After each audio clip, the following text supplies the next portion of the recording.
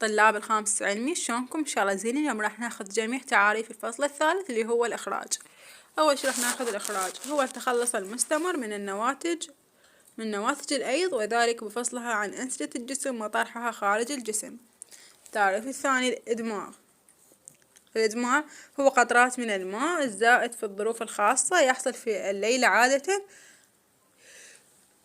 يا الله عن طريق فتحات دقيقة توجد نهاية عروق الورقة، تعرف بالثغور المائية. الثغور المائية هي فتحات دقيقة توجد في نهاية عروق الورقة، يتخلص النبات من الماء الزائد في الظروف الخاصة، يحصل في الليل عادة بعملية الإدماغ.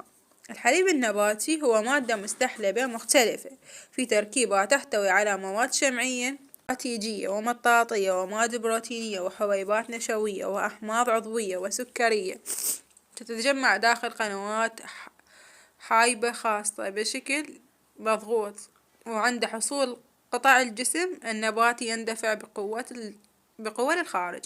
الصمغ النباتي هو تحور جدران خلايا إلى مواد غير متبلورة تتخذ شكل الصمغ نتيجة حالة مريضية أو بفعل الحشرات أو ضرر ميكانيكي خارجي. نبيبات مالبيجي هي نبيبات أعورية مغلقة من طرف ومفتوحة باتجاه القناة الهضمية، تعمل على سحب المواد الغذائية فيها من مواد مفيدة، السكريات والأملاح ومواد ضارة، الفضلات النيتروجينية، وإيصالها إلى القناة الهضمية.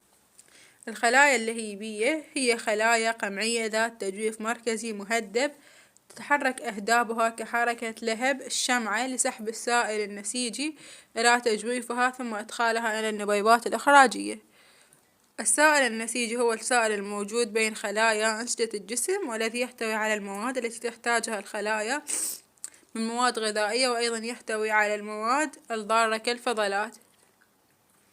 جسيمية مالبيجي هي جسيمات مالبيجي تتكون من منطقة محفظة قمعية الشكل تسمى محفظة بوما، وفي داخلها كتلة من أوعية دموية شعرية الشريانية تسمى بالكبيبية، وتقع في قشرة الكلية.